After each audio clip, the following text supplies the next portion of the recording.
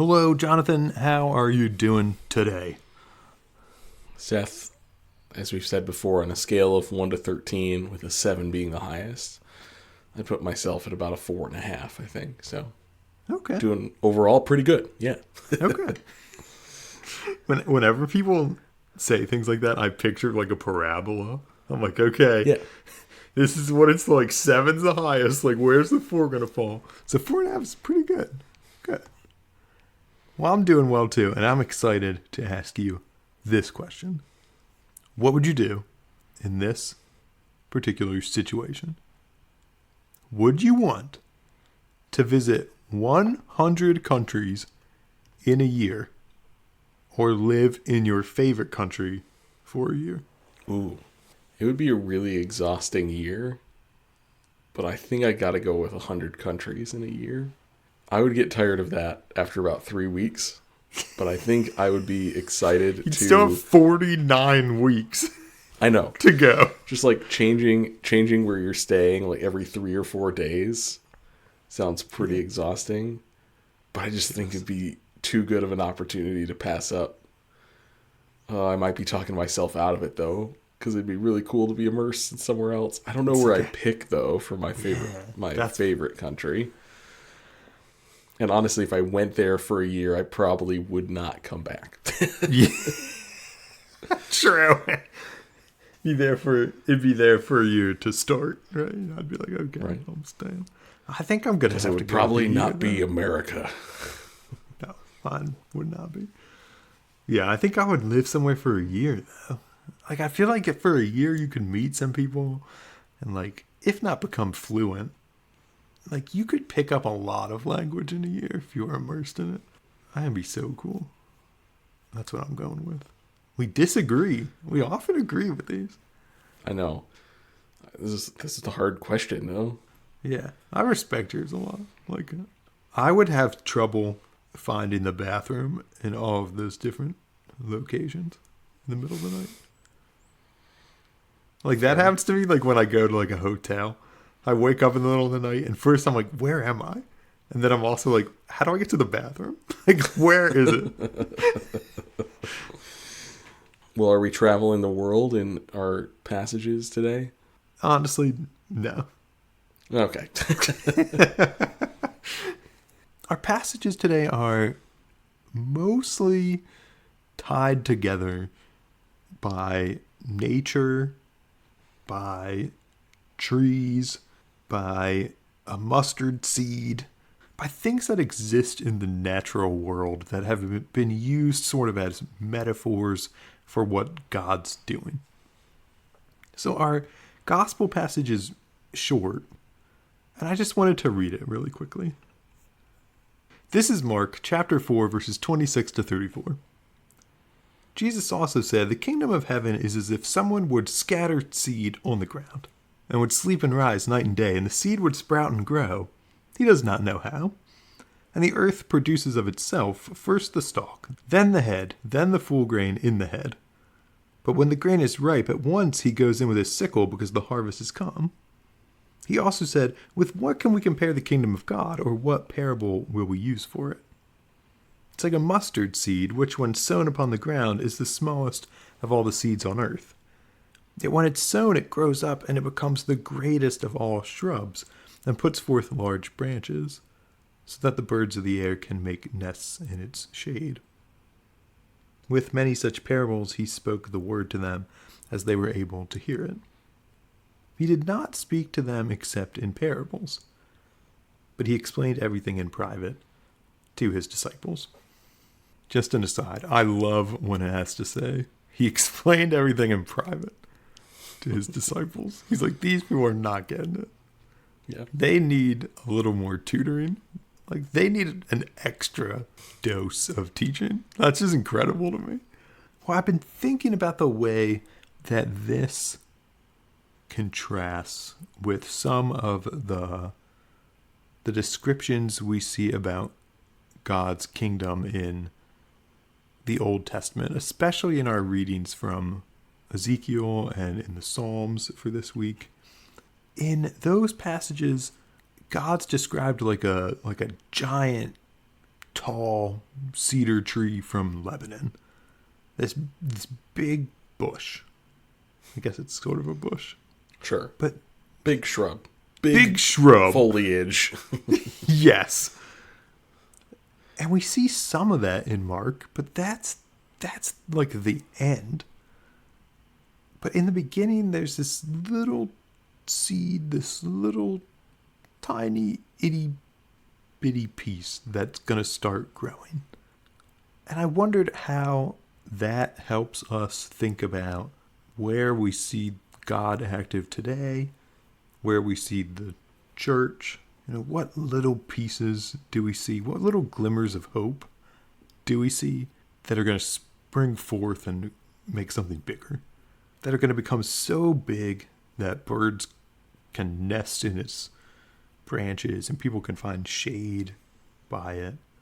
So, again, all that said, I was hoping that this episode could be pretty joyful, that we could talk about little bits of hope we see in the church and in the world at large that we think are going to spring forth and be big branches that people can find rest and comfort in.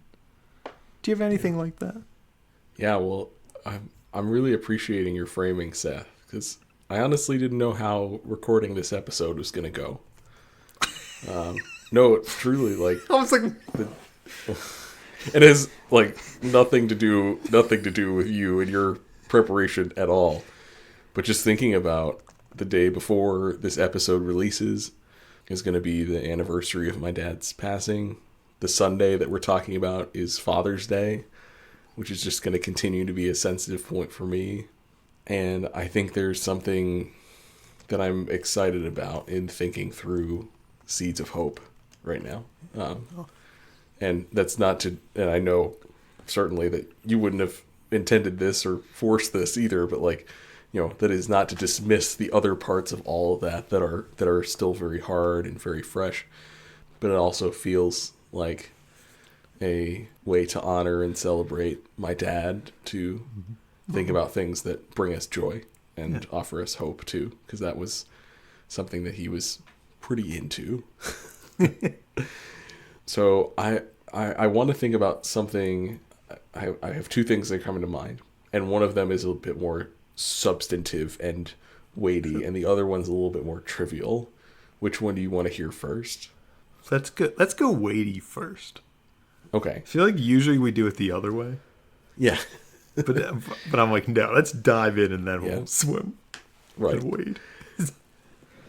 So as much as I know I've used challenging language and asked questions about what's been happening in the United Methodist Church, and there's still a lot to figure out and work out. There's still something that is so energizing to me about being in a denomination that is at least making steps, a faith community that is at least making steps towards being fully inclusive of the LGBTQ community. I don't want to keep reiterating that we have a long way to go, but we do. But to at the very least demonstrate our commitment to do no harm, or at least in this case, do no more harm in this way. It is encouraging to me because I've been parts of communities that have been embracing that mentality for longer than it has been permissible in our denomination. I've seen the beauty and the joy of facilitating that kind of community. And I'm excited to see how that may grow more. So, yeah, a little weightier. Okay, or do you want me to go? Doesn't matter. You can go. Okay. I want to hear, before I give you my trivial one, I want you to want to hear what you think too. Well, this one is not as weighty as yours, but it's been on my mind lately, and especially today. But I think it's pretty clear that we have a significant ecological crisis in our world today. And I don't know, I was on YouTube just this morning, killing some time. And I found this video about this organization that's planting trees around riverbeds that are dried up. And it's both revitalizing the river, and it's also a great place for trees to be planted. And they can capture carbon, and the birds can lay in the trees and all that other good stuff. But it just gave me a lot of hope. I was like, this is an example of like people who are really thinking seriously about the ecological crisis and coming up with solutions that are multifaceted. Like it's both planting the tree and revitalizing the river. And I thought that was just really wonderful. I was like, that gives me a glimmer of hope when I look at what we've done to the environment. And there doesn't seem like there's a lot of good news there. But I thought that was a neat story about a little action that can have some big ripple effects for that community, but also that maybe we can imitate that would have some even bigger effects for our environment at large. Yeah. Wow. I love the creativity and the ingenuity with which they're going about that. That's so exciting. And to think about what's possible when you unleash that kind of potential, not for the development of capital or the development of means of production, but to figure out how our communities can be better. And, Seth, the more I thought about it, the more that these things that kept coming to mind, as different as they might be, are certainly not trivial. And I think even though I made big promises earlier, I don't know that I have one that's entirely all that trivial that I want to go with still. Okay, that's fine. But I'm thinking about the hope that I have because of our students and others that are standing up for what is right in the world. As we look back on the major student-led protests of the last 50 to 70 years, there have been very few times where those movements have proven to be on the wrong side of history. And so I'm really proud of students who are taking big risks, as we've talked about before. And I don't want to get to this place of I've been in a lot of circumstances where students and student voice has been tokenized. The example is of Columbia taking signs from these protests that they disbanded and immediately moving them to the university archives in one breath advertise about the advocacy that their students offer and the occupation of buildings in generations past for the purposes of activism, while simultaneously criminalizing and brutalizing their current students for doing the same exact thing, and then working to benefit from it institutionally. It takes courage to stand up in the midst of that system and draw a line in the sand. My hope is certainly found in seeing more and more people being willing to draw a line. It's also just devastating the points that we've had to get to prompt people to draw that line. In many circumstances, hope is very complicated, but I'm also really encouraged by the efforts that we're seeing to stand with that and not stand with it, but to stand against it, to not stand for it. Yeah. And leadership by folks who are already in pretty precarious positions to show us the way. I did change my mind, though. I do have a trivial one of something that I'm thankful for. Yeah. So gotta have at least one. Yeah. I'm a huge fan of Dropout TV. So this is the kind of emergence into, or a future generation of what was once college humor on YouTube and throughout the internet. Okay. Now is its own streaming service. Yeah. And you have to pay for it. You do, but it's only $6 a month. Oh, okay. And that's enticing. I would contend that it's worth it. And this episode isn't even sponsored by them. But Seth, let me tell you this.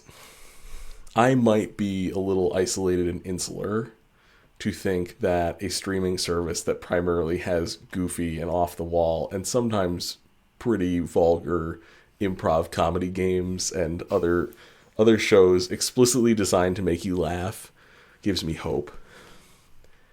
But what I do see consistently in that space is a community that is willing to go to great lengths to bring people joy, and to go to even greater lengths to ensure that all the people who are participating in the work that they're doing are actually welcomed, included, and respected in that work. That's And awesome. there are little ways that this shows up, from how shows are cast to how they are operating to how crews are working to get, like, there are ways. I mean, have you ever seen a streaming service that has content warnings in the episode notes to say, hey, at this timestamp, you might get a little motion sick. Or Yeah, at this that's awesome. timestamp, I've never we seen that. randomly decided to include a creepy clown in the game. So if you don't like clowns, you might not want to watch this portion. It's just like those little moments of deep care that just show a different way. And I know I'm biased towards it. I find great delight in it, though.